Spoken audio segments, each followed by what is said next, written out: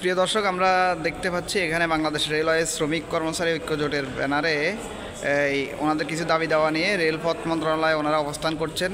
তো আমরা এখন নেতৃবৃন্দর কাছে শুনবো ওনাদের আসলে দাবি দেওয়া কি। আমরা প্রথমেই এই কথা শুনবো বাংলাদেশ রেলওয়ে শ্রমিক দলের কেন্দ্রীয় কমিটির নেতা এজিএস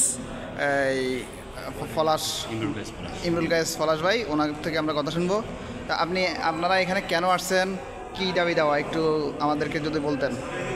আমরা বলতে চাই, আগামীতে সুষ্ঠু ও নিরাপদ যদি রেল পরিচালনা করতে হয় তাহলে রেলওয়েতে বিশেষ করে গুরুত্বপূর্ণ মহাপরিচালক পদ এবং জিএম পদ, এই দুইটা পদ অবশ্যই রেল থেকে যে অভিজ্ঞতা সম্পন্ন কর্মকর্তাদের মাধ্যমে পরিচালিত হলেই একমাত্র রেল সুষ্ঠুভাবে পরিচালনা করা সম্ভব। কারণ রেলে আমাদের যে সব ডিপার্টমেন্ট আছে সকল ডিপার্টমেন্টের সমন্বয় করে রেল পরিচালনা করা, উৎপাদন এবং মেনটেন্যান্স, এই ধরনের কাজকে অভিজ্ঞতার আলোকেই একমাত্র পরিচালনা করা সম্ভব বলে আমরা মনে করি। এই জন্য বাংলাদেশের জন্য আগামীতে রেল সুষ্ঠু পরিচালনার জন্য আমরা আশা করি আগামীতে রেলওয়ের মহাপরিচালক এবং জিএমের মতো গুরুত্বপূর্ণ পদগুলো রেলওয়ে কর্মকর্তাদের দ্বারা পরিচালিত হবে। জি, আমরা শুনছিলাম পলাশ ভাইয়ের কথা। এখন আমরা শুনবো রানিং স্টাফ কল্যাণ সমিতির কেন্দ্রীয় নেতা ঢাকা মহানগর শাখার সম্পাদক। আমরা ওনার কাছে শুনুন। আপনি বলেন, আপনারা এখানে কেন আন্দোলন করছেন? আমাদের এখানে আন্দোলনের বিষয়টা হচ্ছে, আমরা যে ধরনের একটা দাবি নিয়ে বা আমাদের যে অধিকার সুরক্ষা নিয়ে কথা বলছি, সেক্ষেত্রে আমাদের এখানে শ্রমিক দক্ষ জনবল বাদ দিয়ে আউটসোর্সিংয়ের মাধ্যমে যে লোক নিয়োগ প্রক্রিয়া রেলওয়ে প্রশাসন করছে, সেটার আমরা তীব্র প্রতিবাদ জানাচ্ছি। এবং সেই ধরনের কর্মকাণ্ড হলে রেলওয়ে চলাচল বা রেলওয়ে নিরাপদে ট্রেন পরিচালনা ব্যাঘাত ঘটবে। আর হচ্ছে আমাদের রেলওয়ে বিগত ফ্যাসিস্ট সরকার আমলে যে ধরনের বৈষম্যমূলক কিছু প্রজ্ঞাপন বা পরিপত্র জারি হয়েছে, যেগুলো আমাদের স্বার্থবিরোধী এবং অবৈধভাবে করা হয়েছে, সে সকলগুলো আমাদের প্রত্যাহার বা বাতিল করার জন্য আমরা দাবি জানাচ্ছি। বিশেষ করে আমাদের নিয়োগ বিধির বিষয়টা এবং আরও অন্যান্য যে ধরনের প্রজ্ঞাপনগুলো জারি হচ্ছে, সেগুলোর আমরা বাতিল চাই। এটা হচ্ছে মূলত প্রধান কথা। প্রিয় দর্শক, আমরা এখন কথা শুনবো বাংলাদেশ রেলওয়ে এমপ্লয়িজমেন্ট লীগের কেন্দ্রীয় যুগ্ম সেক্রেটারি ওমর ফারুক। আমরা দেখছি আপনি কয়েকদিন যাবৎ আন্দোলন করতেছেন। এখানে আপনাদের ডিজি এবং জিএম নিয়োগের রীতি অব্যাহত রাখতে আপনারা বলেছেন।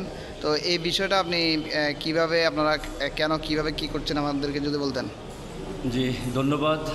আপনার মাধ্যমে আমাদের বাংলাদেশ রেলওয়েতে প্রায় 25,000 কর্মকর্তা এবং কর্মচারীদের প্রাণের দাবি, যেটা 1868 সাল থেকে এই পর্যন্ত রেলওয়ে কোর্টে আছে। রেলওয়ে টেকনিক্যাল যারা বিসিএস দিয়ে এখানে ঢুকেন, তাদেরকে দিয়ে রেলওয়ে ডিজি এই পদগুলো ফিল আপ করা হয়। কিন্তু আমরা ইতিমধ্যেই কানাঘোষা পাচ্ছি উপরের মহল থেকে, বিশেষ করে আওয়ামী কিছু দালালদের মাধ্যমে আমরা শুনতে পাচ্ছি রেলকে বিকেন্দ্রীকরণ করার জন্য একটা তারা পায়তারা শুরু করেছে। সেই ক্ষেত্রে রেলের ডিজি রেলওয়ে থেকে রেলওয়ের বিসিএস ক্যাডারদের থেকে বাদ দিয়ে অন্য কোথাও থেকে সুবিধাভোগী থেকে নিয়োগ দেওয়ার জন্য চেষ্টা করা হচ্ছে।